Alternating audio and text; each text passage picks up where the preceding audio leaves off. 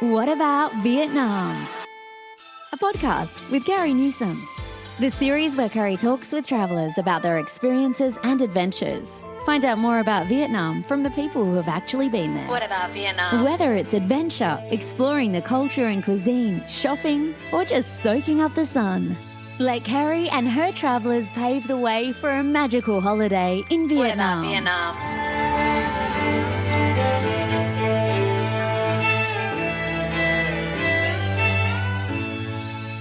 Xin chào and welcome to the What About Vietnam podcast. Okay, picture this, if you will. You're at the airport, passport in hand, bags checked. Vietnam, here you come. Then the airline staff looks up at you with that face. You know the one. And they say, "Oh, look, sorry, madam, we can't let you board. Your visa doesn't match your flight." Your heart sinks. Holiday over before it's even begun. You look around. Queue is a mile long. What do you do? Look, I really, truly don't want that to happen to you.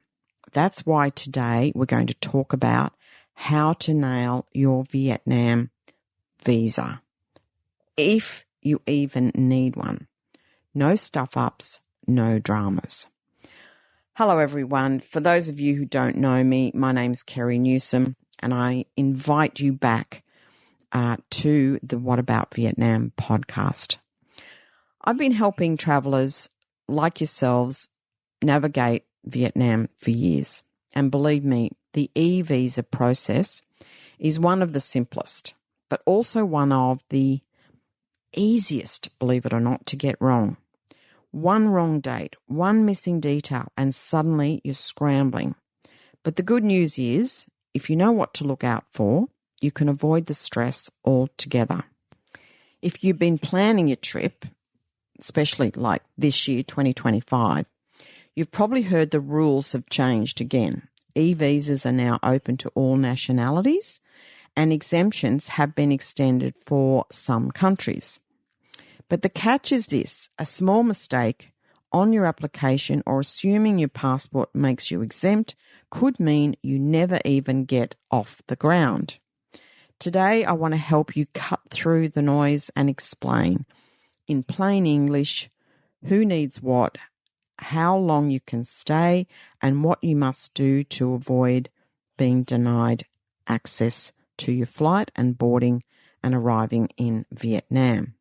The good news is Vietnam has one of the most inclusive e-visa systems in the world. Open to all nationalities, you can apply online, choose between single entry or multiple entry, and stay up to 90 days. But don't assume it's foolproof. That's really the basis of this show. If your name, date or birth or passport number on your application doesn't match your passport, the airline staff will stop you at check-in. And believe me, they won't let you board. We need together to stop that, to not let that happen. So in today's episode, I'm going to break it down. What an e-visa really is, when to apply, common pitfalls and mistakes, what documents you'll need ready, and how to track and fix things if they go wrong. Think of this as your personal travel checklist, straight from someone who's been there many times with hundreds of travellers just like you. And, by the way, if you've got any of your own e-visa stories, maybe a funny stuff up or a hack or something that saved the day, please share it with me. I love bringing real stories into the show, and I would gladly share it with the audience if you'd like to share it with me. All right, let's get started. First up, what exactly is an e-visa? Who needs it? And why is this PDF really that can make or break your whole Vietnam adventure so important? Let's go.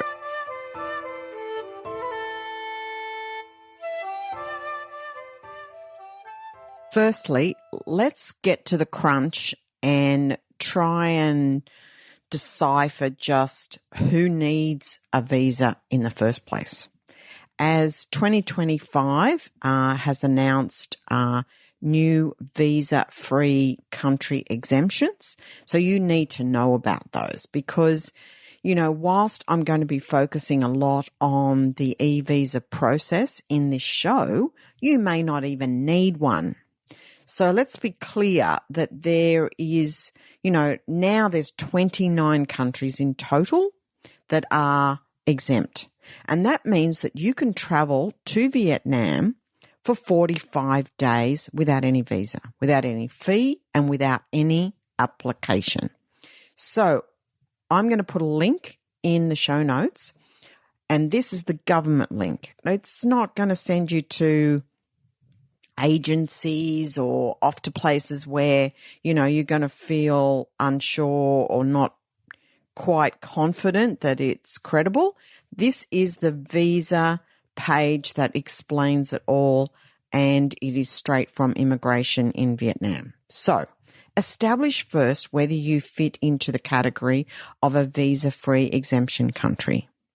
And on that basis, you are allowed to travel to the country for 45 days. Like, how good is that? And in addition, you can jump out of the country to go and visit Cambodia, Laos, Thailand, Malaysia, anywhere you like, and then hop back in. And as you hop back in, as long as you have proof by your ticket that you are only going to stay another 45 days maximum, it all restarts. So I really stress for everyone before jumping into any eVisa application that you check whether or not you're visa free. This new announcement came out, I think, around about March 25, but it's a big deal because it does give you that 45 days and a reset when you come back in. Now, just one little caveat with it. Be mindful if immigration see that you're doing this a lot, like as in back-to-back entries, they're probably going to ask some questions. So I'm just putting that out there that, visa-free country exemption access to the country is definitely available and you should use it. But for those who are using it for other reason and extensions to stay, back-to-back may cause you some issues at some point. You've heard of people talk about doing visa runs. This might fall into that, and that may be just getting you out of the country, across into Thailand or across into Laos to be able to come back in and reset depending on your situation. But the basis of this podcast and what I want to do today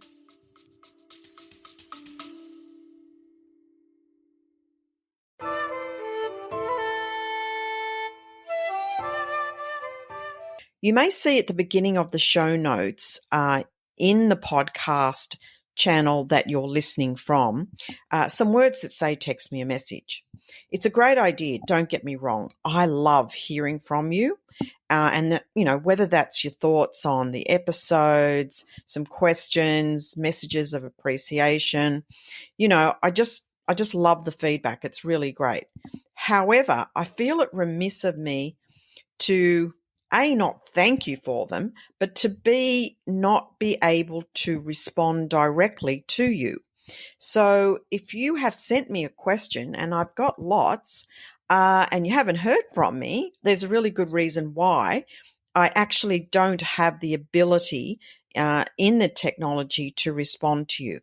They kind of expect that you would or I would answer the questions in the form of a show. And there's just kind of too many, and I just think it's just too personal not to do it that way. So I wanted to alert you to the fact that if you do send me a message through that connection option, I'm not going to be able to respond to you directly. So if you do have a question, and it is time sensitive, or you want to send me any kind of message, can I suggest the following two ways? One, send me an email to whataboutvvietnam@gmail.com. That is the email address that I have the most constant access to, and I will aim to get back to you ASAP. Secondly, if you go to the website for the podcast, which is WhatAboutVietnam.com, if you scroll right to the bottom, there is a chance for you to leave a voice message. Now, in that voice message, I can respond to you equally with a response in voice. So if you want a quick response, that's your next best way. But I just wanted to get this into the show, make you aware of this, as it really is becoming problematic. And I've just got too many, and I can't kind of go naming people and answering each question.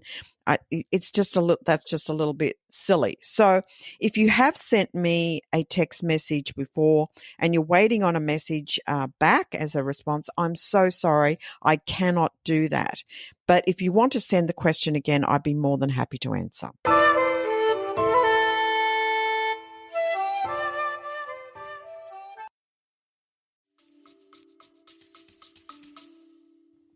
Is to take some of the issue out of the eVisa application and to ensure that people know what they're getting and what they're doing, what importance there is on each factor of the application, what the immigration officials are going to be looking for, and how easy it is to get kind of denied or no answer, or you can't kind of find out what is going on. Because the little tragedy with the eVisa application is getting feedback or getting, someone to answer a question or whatever.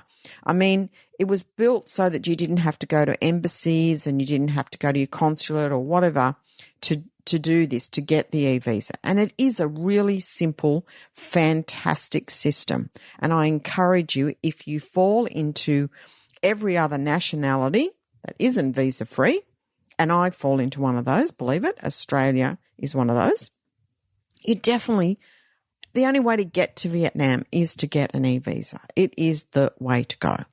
So I firstly want to cover off the eVisa has two options. One, a 30-day option, which is $25, and that is single entry. And I'm going to come back to that in a minute. The other is a 90-day option, and it's $50, but it is multiple entry. Now, if you are planning on and you want to have a little bit of, fluidity around, your decisions and what you want to do, and you might want to go to Angkor Wat, or you might want to go to Thailand and then come back in. You definitely have to get that multiple entry, even if it's not up to the total of 90 days. Now, we're going to talk about what preparation you need and things you need to avoid as far as pitfalls in the actual eVisa in a minute. But I just wanted to stress that the eVisa is for all other nationalities that do not fall into the category of a country that is exempt.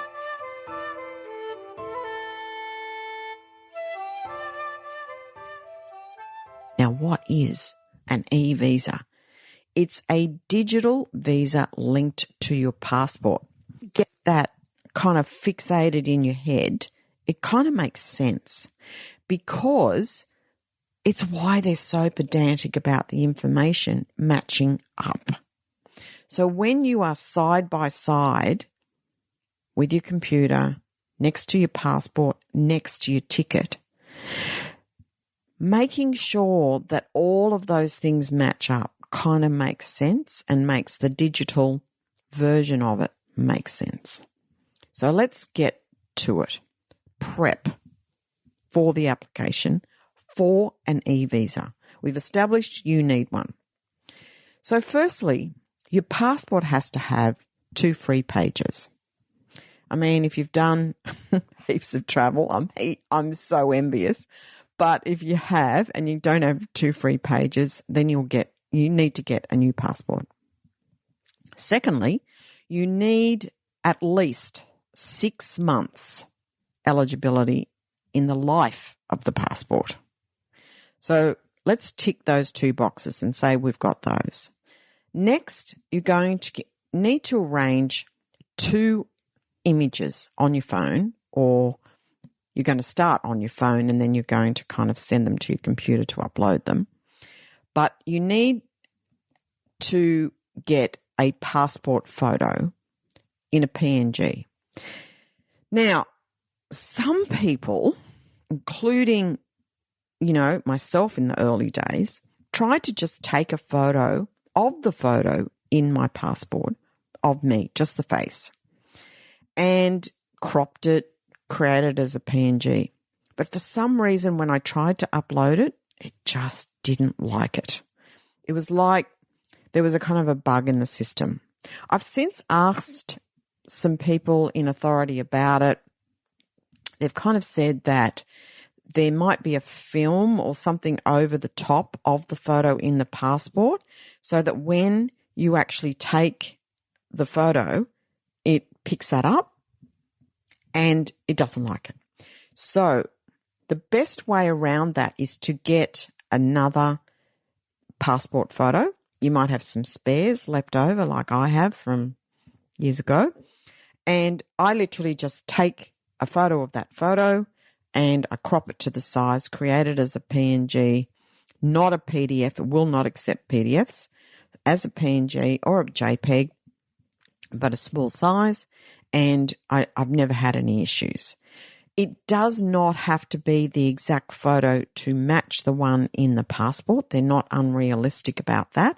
They understand that the life of a passport might be 5-10 years, so you cannot expect that, but they do expect it to conform to the formalities that are required to do a passport photo. So that's your number 1 photo.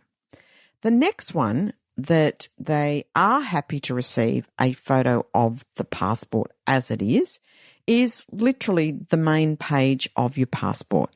So take a photo, downsize it by cropping it to the right size, create it as a PNG.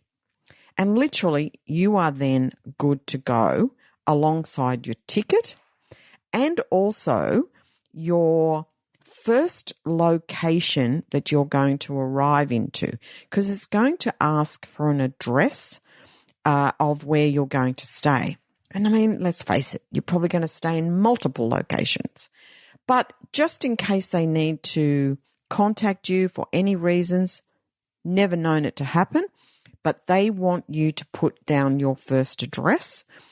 I commonly suggest to people that they put their first hotel or Airbnb or location of where the group is or whatever, but it needs to have an address and all the details that they ask for, I think even a phone number. I'm not quite sure, I can't remember.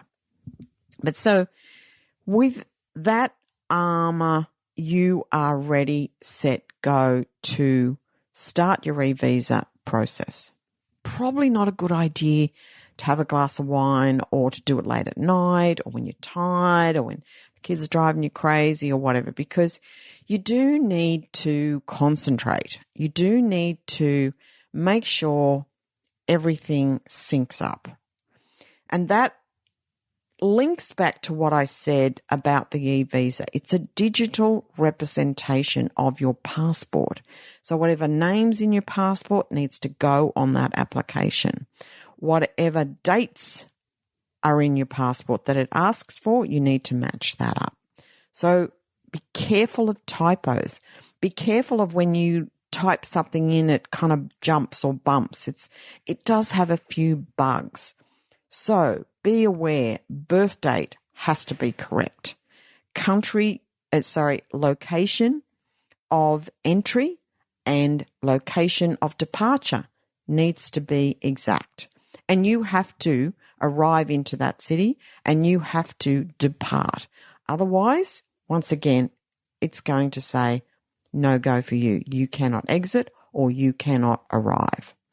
The other thing to be important about is your name, address details, your date of arrival. Your date is the date you are flying there. The date you are departing is the date you are leaving the country and catching that flight back. You need to make sure, as I said, it matches your ticket. So in the case that you have got a 30-day visa, you need to depart before the 30 days. You need to make sure that your departure matches your ticket as it is displayed to the check-in counter staff. So everything kind of just goes tick, tick, tick, tick, tick, and everything is fine. And really, once you've done that, you're good to go. Now, in the event that things don't go, there is workarounds. They're not cheap, they're expensive, and they take your ability to contact the right agency with the right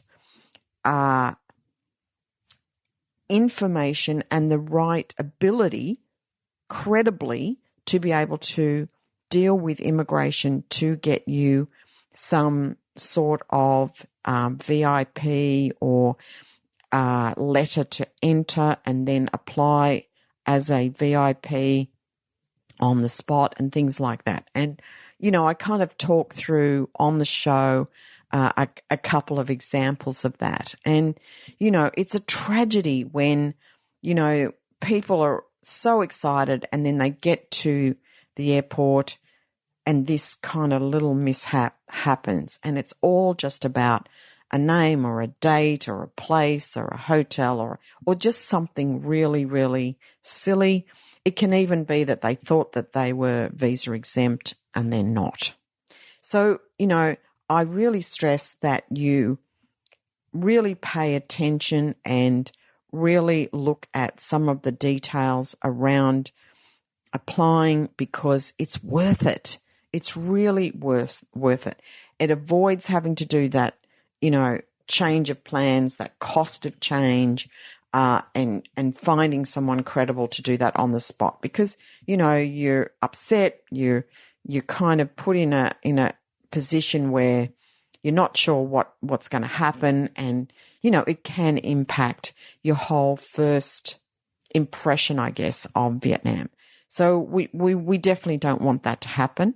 And I'm hoping that by just following these steps and this process, that I'm going to eliminate this for you, that we can get you to Vietnam with an eVisa application simply, easily, and well done.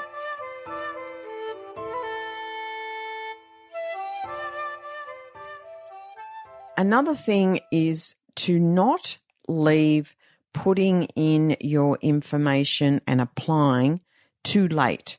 Some people think that they're going to get this as a kind of an immediate turnaround, like a 24 or 48 turnaround. The average is about 3 to 5 days. So if you can, give yourself the luxury of time, and even give yourself the luxury that if there is any issue or they come back to you with a question that they're not happy with your answer, then, you've got time to fix it. So I also ask all my clients to try and get it done, a couple of weeks beforehand. Even though it's only 3 to 5 days, it just means you've got it done, print it off, it's with your travel documents, or you've saved it on your phone, and you can kind of tick that box. But when you do get the PDF back after you've checked on the application process, you really do need to go line by line, matching ticket, passport, and the visa. They all need to line up sweetly. So I think we've covered off name, no typos, the photos, date of entry, date of exit, address, city location of entry, city location of exit. One of the other things they ask about is if you've been to Vietnam before. and sometimes people say, oh gosh, I can't remember, when I went. Very quick, easy way for you to find out when you went is actually to go to your passport, and you'll go into the book itself and it'll show you where they have put, sometimes it's been in a written format of your last dates. So if you've done a couple of trips before, you'll be able to go and see the exact dates. And once again, they're going to love that because it matches up exactly with their system. And you've got proof in your passport to say, you came 6 months or 2 years ago or 3 years ago, and you can put that in and know that it is exactly matching what's in your passport. I think these are the main things that people tend to get trapped with. They sound small, and they are, but they are the things that are going to make that girl's face at the check-in counter look at you and go, oh no, we can't let you board because there's this error. So I'm hoping that just by giving you these tips and hints that we're going to make sure no stuff-ups for you. I have to tell you, I have a very funny personal story to share on this, as in my husband and I travelled a couple of years ago, and I left the job of him doing his eVisa application to him. And he said, yeah, got it covered. Yeah, I've been hanging around you long enough to know what to do, blah, blah, blah, blah. Anyway, didn't think a word about it, got on the plane, everything was fine. However, what he had done was put the incorrect date that we were departing. So he was departing 2 weeks earlier than me when he should have been departing with me. So what did we need to do with that? So one of the traps with this pitfall category of the eVisa is you cannot reapply while you're in country. You actually have to leave the country and apply externally. So he had to fly to Singapore, actually spend the night in Singapore. So he had to go through immigration. And then I had to arrange for a VIP option, which is expensive, and that would allow him to just turn around the next day. Now, he could have applied for another eVisa, but working on the basis that that could have been 3 to 5 days in processing, it would have kind of mucked up our plans totally. So we had to go through a different option with a company that has the means to be able to get this through immigration, and this allowed him to come back in the next day and get through immigration, okay? And then we carried on. So you can see there's workarounds, but they're not easy and they're not cheap. Another client of mine was trying to board in San Francisco. The husband and wife team that were traveling, the wife did not put the middle name in on her eVisa. They knocked them back to go to get on board. So we did a similar thing. However, we got an introductory letter through immigration where they would let entry into immigration into Ho Chi Minh City on the basis that when they got there, they would apply again through VIP channel.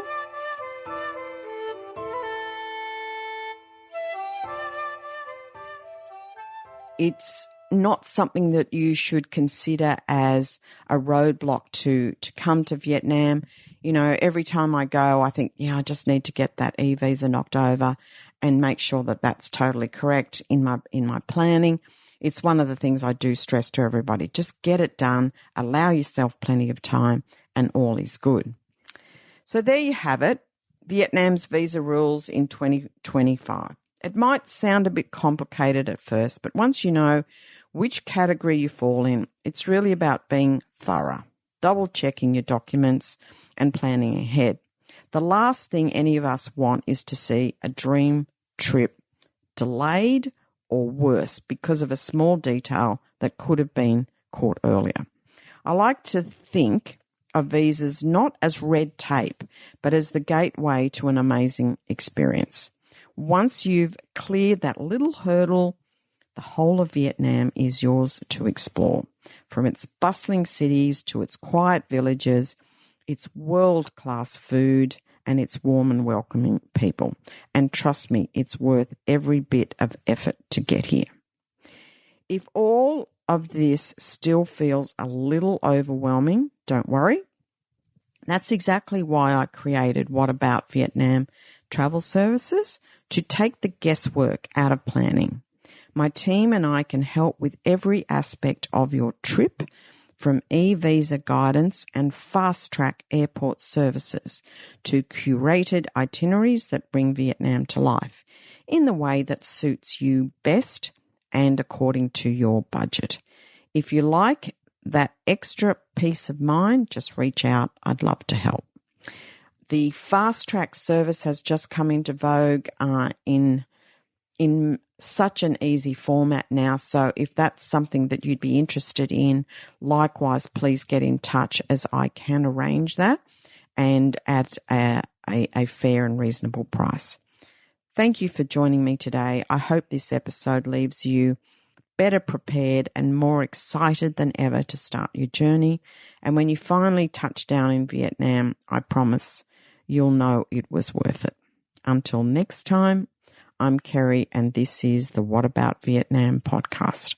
Safe travels, everyone. Thank you for listening. Check out the episode notes for more information. What about Vietnam? Don't forget to subscribe, rate and review, and stay tuned for more fun adventures in Vietnam.